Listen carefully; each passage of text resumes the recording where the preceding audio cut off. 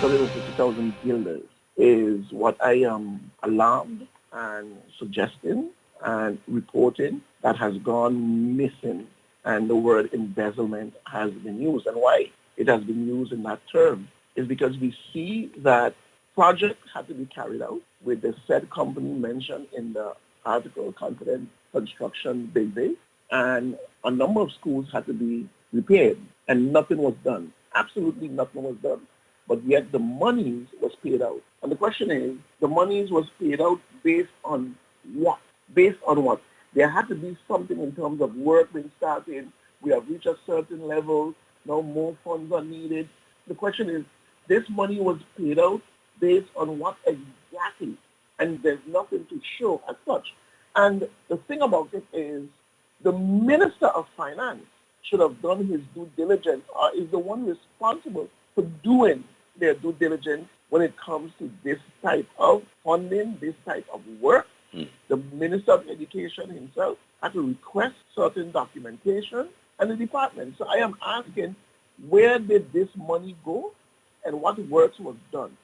From my preliminary investigation, nothing is showing to such. You said a number of schools. Elaborate a bit more on that for us.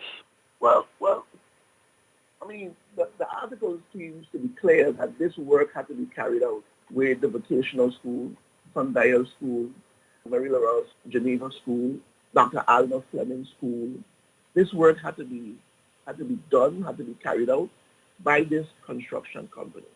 And now you're starting to see the reasons why it took so long for repairs to be done on any or anything of the schools. The Martin Luther King School, why it took so long for a roof repair and basic repairs to be done, because the money went missing. And those are the questions that I'm asking. And this is why I said that investigation should be done. And I'm calling on the minister to look into this matter. And Lyndon Lewis, the Honorable Minister, needs to take it very, very seriously. Because again, like I said in the article, right, you're looking at the vocational training school, Mary Genevieve de Weaver School, Martin Luther King School, Dr. Alma Fleming School, Oranio School, Ruby Baker Schools. Up to this present day, there are still complaints that are coming. The entire project, Stephen, was approximately $2 million. 30% was received, and nothing was done.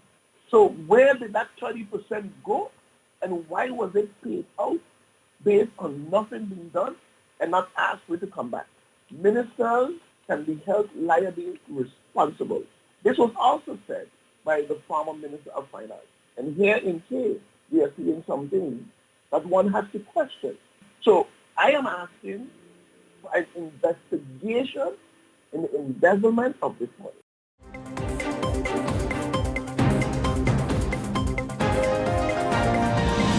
Before we get into the state of affairs, I would like just to take one step back to explain to the public that because we're getting feedback from the population stating that if GB was aware of what is happening now, or if we did plan in advance in order to start mitigating the issues that we are facing. If we should start back from the time when I started in September of 2022. When I came in, my task was to do the assessment of the company from after the hack and until the day I came in. And based on my analysis of the company, which we looked at the commercial department, the ICT department, the HR department, the financial department, and including the production department, it became apparent clear that the company was lacking behind in a lot of upgrades. Especially in the ICT. It's obvious we had a hack. That was priority. The commercial department suffered significantly because of that hack. They had 43,000 accounts that needed to be put back into the system, and we're talking about 43,000 accounts monthly, losing a whole year plus in data. And of course, we also saw shortcomings in the production. Once we identify all of these issues, my team and I did put a short-term plan together, and of course we put a long-term plan together. And looking at a short-term plan, everything requires financing. And when I came into the company, GB had only then finalized its 2019 financial statement in 2022. So going to the market in 2023, looking for financing in order to how you say, address the shortcomings within the company was a very tough task, because when you go out in the market seeking financing, you have to make sure that your governance is in place. The number one thing that we have breached with corporate governance is we did not update the financial statements. So in 2023, we only had 2019, we still had 2020 to do, 2021 to do, 22 and 23. So in order for us to address the shortcomings within the organization, besides fixing the billing, besides addressing the issues of the power plant and what we're going to cover through our operating cash, we needed to address these things, these corporate governance issues. So my team and I, we started putting our financial statements in place. We got our external auditor to start accelerating the process of doing these audits. We managed to have right now the 2020 and the 2021 draft completed. It's a promise that between now and next week I will get the sign-off version for 2020 and 21. The goal is to finalize 22 by August, September, and then by December to be fully up to date in terms of our financial reporting. That said, that doesn't mean that we would not come in contention for financing, just make it a bit more tedious in order to come to finance it, because then you get more questioning from your potential lenders, where you have to address your corporate governance. You have to give a plan of approach and a futuristic plan of how you plan to address all of these issues in order for them to be comfortable with the whole deal, because the deal can happen, but then you'll be looking at what they call a condition precedent, where you put certain criteria in the loan documents, and then you have to meet these criteria within a certain time frame, otherwise you'll be in default of the agreement. So we are aware of what we need to do. We are aware of everything that we have been not doing, and my team and I, we are all addressing all these issues. And that said, that was the crisis of 22 up to now, and now we are facing another crisis in a very short time, which is termed publicly as an energy crisis. The energy crisis, we have identified the potential crisis from since January of this year. We had discussions about more containerized engines, solar, whatever type of energy we could add to the grid, which would have been a short-term solution. At this time, we didn't expect unexpected mechanical failures on engine number 19. That was nowhere part of the picture. If we look at our maintenance schedule, engine number 19 was scheduled to be maintained in the fourth quarter of this year. Actually, now we have to be maintaining engine number 17, actually. So because of the unexpected mechanical failure, we had to swap now 19 for now and then 17 for later down in the year. So our maintenance, we were catching up on maintenance, because we also, when I came in, we also was a freeze on maintenance. I managed to put most of the maintenance back into the budget, where the production team was implementing these maintenance as we go. They've been doing an incredible job. Remember, with the maintenance, we also bring in the manufacturer, who is of these engines, to assist with the big overhauls. So when you're doing that, you also have to plan in terms of their scheduling in order to plan these maintenance. So all of that was going smoothly on, and unfortunately we had a big breakdown on May 2nd of this year with engine number 19. That said, we did look at those generators. We were looking for, at the time, HF4 containerized engines. Those engines are more pricier than the diesel version. So together with the board, we decided, you know what, because that is going to be a bit too pricey, and we were still stabilizing in terms of our collection, our billing, it was not a financial wise decision at that time to go into that agreement, because then I will be carrying the company back from where we just took it out of, being cash strapped. The company finally got to a level where it can now, it start billing at a percentage of about 94-95%. Our collections are up, and our consistency in billing is more consistent, so to speak. So our cash income inflows are looking a lot more better than what it was looking a year ago, because our inflows back then was lower than our outflows. So in a deficit position, you would not be putting yourself into no type of financial commitments at that time. Now, with a quick update of what's currently happening, on Sunday, June 16th, there was an extraordinary board meeting with my board. My board authorized me, gave me the authorization to finalize discussions with our potential suppliers and to go into final negotiations. And if it comes to a signature, I allow to now sign on behalf of the company and bind the company towards whichever supply we feel fits the bill in order to supply GB with a short-term power supply. So that said, I think that's a brief update of what's going on right now. We are expecting to finalize our discussions and potentially come to a signature by the end of this week.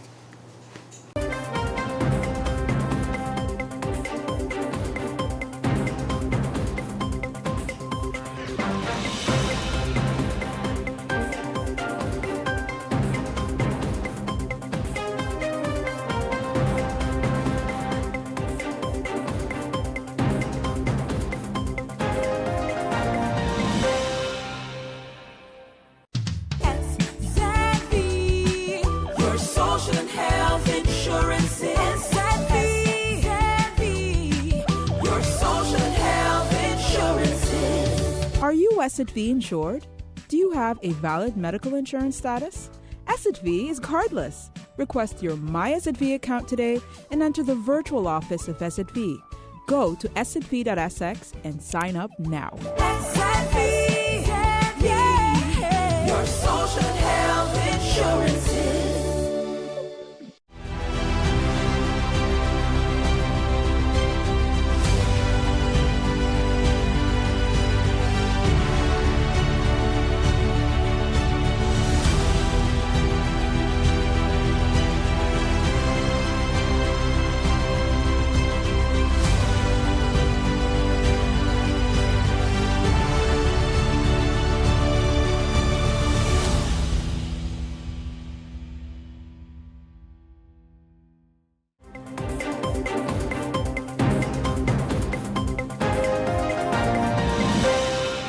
Thanks for the presentation. But the presentation was exactly what we heard about 1 week or 2 weeks ago, presented by the Honorable Prime Minister. Today, I'm still awaiting solutions. I hear statements presented on why we can't go with the badge. So obviously, we're going with containerized generators. When will that decision be made to say, okay, the people of St. Martin have suffered long enough. Let's press the order button and let's get it going.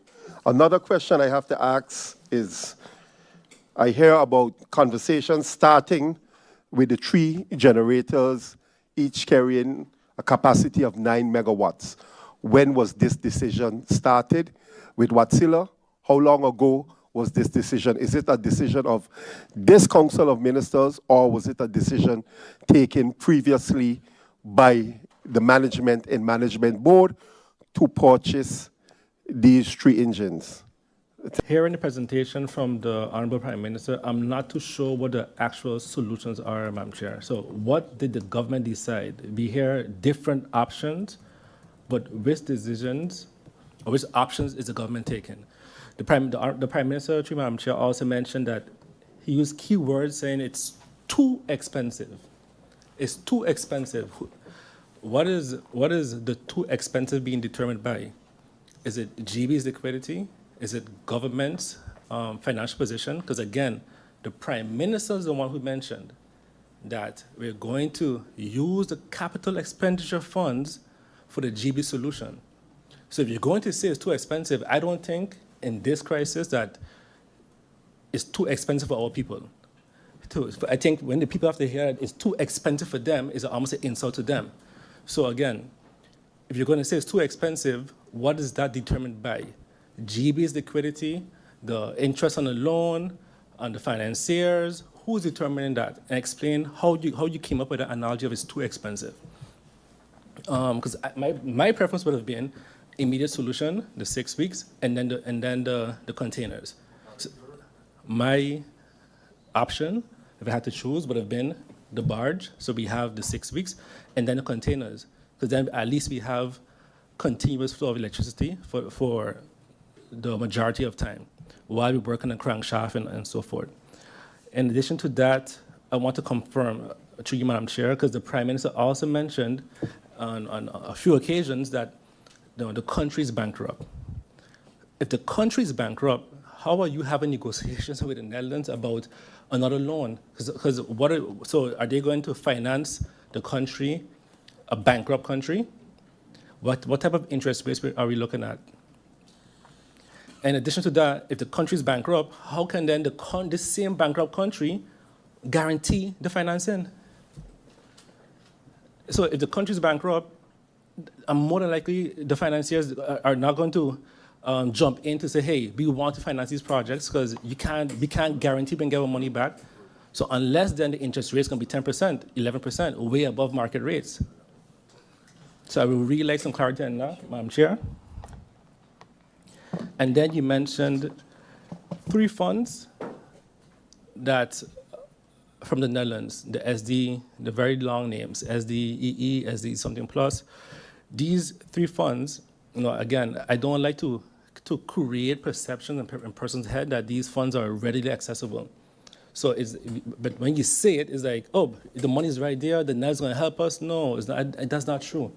Matter of fact, some of these funds doesn't even have the necessary legislation for us to access it. So I'm going to ask now, the question is going to be, out of those 3 funds, or all of them, is there now currently legislation in the Netherlands that allows the islands to tap into these funds?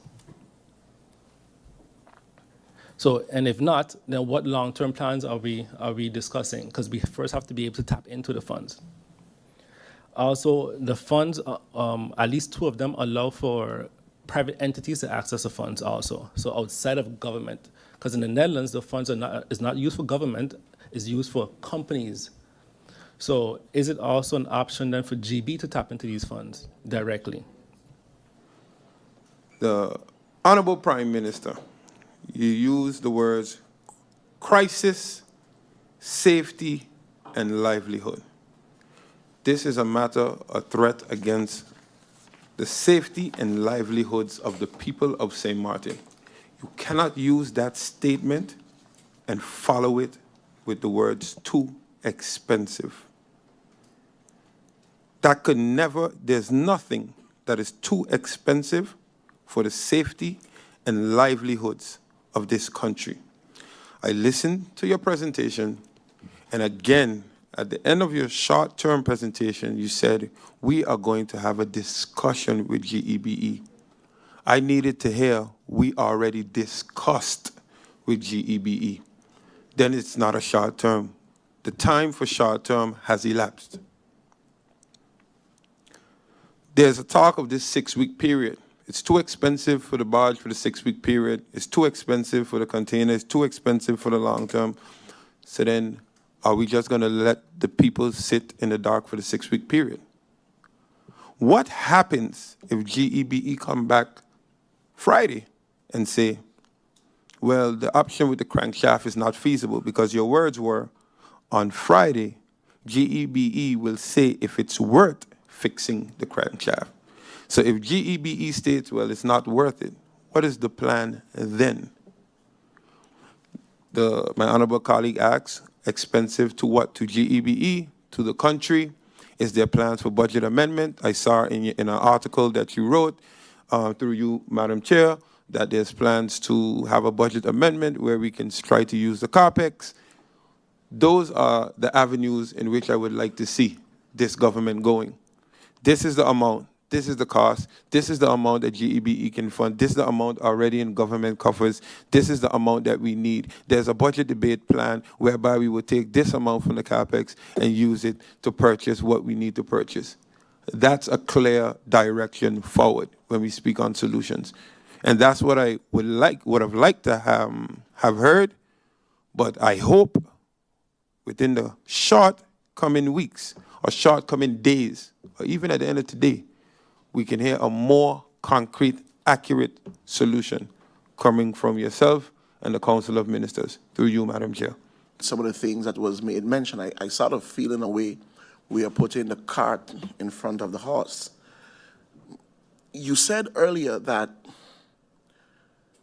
green and sustainable energy is not the way to go now.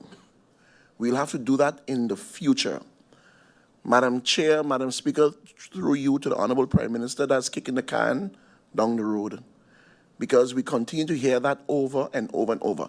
And let me put it in perspective for you, because you said that we need these 3 engines at 9 megawatts, and that's going to approximately take 3 years or 2 years if we get them purchased.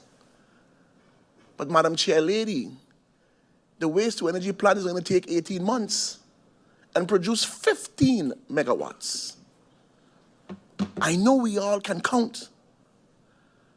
Madam Chair, through you, 18 months is less than 2 years. At no cost to the people of St. Martin, but the purchase price per kilowatt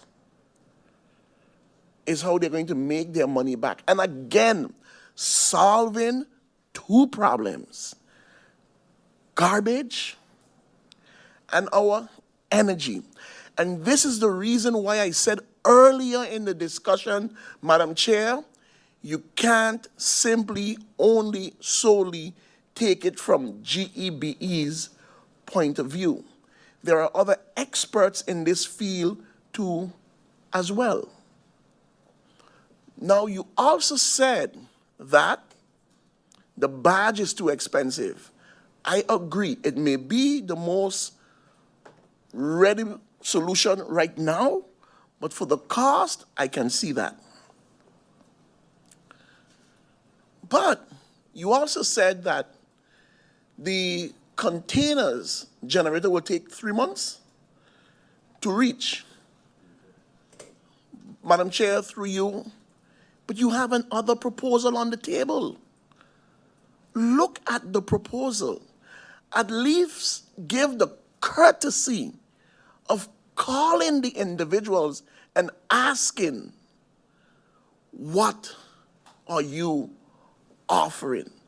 It can't be that you have a coalition and members in this coalition is reaching out to the government and their partners, and it's to no avail.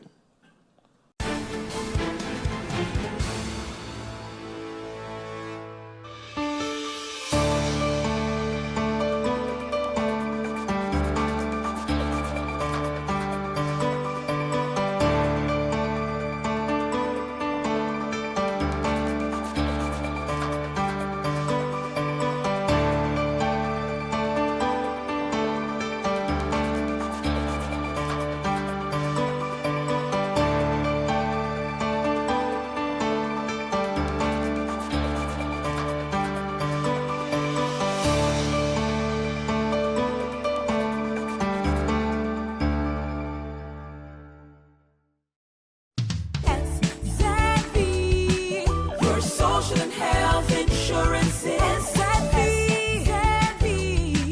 Your social and health insurance is. Are you SXV insured? Do you have a valid medical insurance status?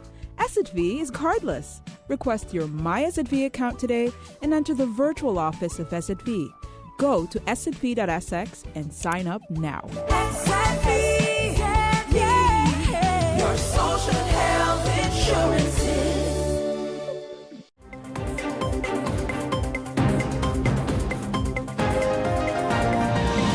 Quick, because I was patiently waiting since we started this meeting this morning to actually get some sort of presentation that the public could see and get a little bit of confidence and comfort about what's going to be happening to our electricity supply in the very short term, meaning up to the next 3 months or for the next 3 months. And, you know, instead we had a lot of questions asked before we got to the point.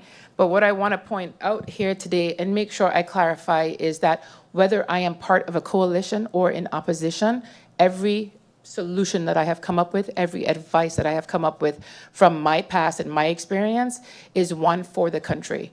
Every single time I have shared information, it is in the benefit of the public. That's who I represent. Last time when I was part of opposition, I also offered solutions in emails to the then Minister of Rami, which was ignored. Again, I have offered solutions and advice and suggestions to this coalition, But again, let me just remind the public that every time I am here, I am representing the greater interest of our public of St. Martin. This coalition, and the Prime Minister specifically, Madam Chair Lady, has indeed taken my advice. The problem is that what I'm hoping to hear today, what I wanted to hear today is, okay, St. Martiners, we are going to have to load shed for the near future, foreseeable future, and within the next 6 weeks or 2 months, we are going to have these containers here. That's it, a very simple solution. I know that everyone's talking about financing and everything else coming with it, but it is literally just a matter of, as most of the people, whether coalition or opposition, has been saying today, okay, so here is a short-term solution. We have a financing schedule that's coming out of it, and I hope that when we get another meeting coming through, that we will have something that is more than just words, so that it is there for public consumption. This is not me pointing out the errors of a past government or this government. We just need to go forward right now because everyone knows June 1st was our hurricane. We entered into hurricane season. So I just want comfort to us right now. And that's why I'm regurgitating it here now. Dear St. Martin, we will have to be load shedding for the foreseeable future. We are actively working on making sure that we get those containers coming to the island. And that is it. And that's all I wanted to say is that I have been ignored when I've offered solutions in the past. But I wasn't ignored 100% this time around. Thank you very much, Madam Chair Lady. Just to follow up, I asked the question already, but I think in your presentation, it wasn't 100% clear. What exactly was the main issues that contribute to the delay that up to now a final decision has not been made? That also has to be made for the public. With regard to the cooperation between GB and government, how has been that cooperation? Have everything been forthcoming? Who has the final decision when it comes to actually making, who has the final decision when it comes to finally applying this short-term solution that we have, that is being discussed now for the public of St. Martin? Is it government? Is it GBE? Or is it both together? We need to know this. We need to know this. And in addition to that is, since the fire on June 2nd, to which load shedding had been increased drastically, how frequent has government and GB met, and how fruitful have those meetings been? Those are my follow-up questions pertaining to after the presentation of the Prime Minister. I'm hoping that these questions can be answered today so that we can move forward. Thank you. Madam Chair Lady, I have about 3 questions for the Prime Minister and Acting Minister of Rami, but I do want to give some context first. So, since 2021, I've asked questions to the previous government regarding the status of GB, their finances, their capacity, their planning for managing said capacity, and their plan for renewable energy. And the answers have varied, but they were always relatively positive, never really detailed, but given that everything is gravy energy. When I read the comments and watched the recap of the public session that GB held, though, it's one of the first times I got confirmation of this unsettled feeling that I was being taken for a ride for 3 years, whether by the former government, whether by GB itself, or a nasty mix of both. With that in mind, though, I do hope that whatever answers I get to these 3 simple questions are a little more straightforward than I've received in the past. So firstly, to the Acting Minister of Rami, has there or will there be an investigation into the megawatt requirements of 3 specific areas? 1, our existing big developments. 2, those that are currently under construction, and 3, those that are pending, as in they have not yet even begun breaking ground or taking down a tree or anything else. For the Prime Minister, Madam Chair, through you, where are the container generators then going to come from? Because the timeline, I think, it's unacceptable. I have to join all my colleagues in expressing that I do believe is unacceptable, especially as there are regional options available to us. We are, to my last recollection, a member of CARILEC. So is that also an avenue that we are looking at to get things here sooner rather than later to alleviate the issues that our people are facing? And finally, aside from solutions or the hope then for long-term energy production issues, What other policy discussions are happening within your cabinet with regards to development? Because, you know, it's funny, Madam Chair, for the last 4 years, I've been called crazy, an enemy of progress, etc., and much more for asking the very simple question of, are we hitting the freaking pause button anytime soon? What, so that we can make investments in our infrastructure, so that we don't end up back here again in a year, in 2 years, in 5. Because if I read the statements made by former management of GEBE, it has been a signal being given already that the cup is running over. So if the cup is running over, can we actually get to, you know, maybe taking some of the water out of it? Madam Chair, I don't really like to get into much of the theatrics of Parliament. It's not my goal in life to perform. I leave that to the true drama queens in this arena. But I do want to state this. Much like the history lessons former colleagues of mine in here used to love to give about how the Dutch forced this down our throats or that down our throats, etc. I do believe it is important to reflect back on the decisions made locally that have brought us here. We cannot lay everything at the feet of Mr. Washington. He was brought in as an interim in a time of crisis. We can lay it much at the feet of previous supervisory boards, previous governments who, through their own interfering ways, remove managers who were trying to push good work while leaving intact an internal auditor who hasn't provided an actual audit in over 3 years and has continued to stymie the progress of GEBE. With that said, though, from grid market to TNO to, I hope, maybe they're more cooperative with Energy Nautics, if you have a company that is acting outside of what they're being told to do in the sense of cooperate so that we can get a roadmap going, if they unilaterally decide something is a scam and they don't want to cooperate with it, then something has to change. Something got to give and somebody got to go. So that's all I'd like to say right now, Madam Chair, and I look forward to the answers.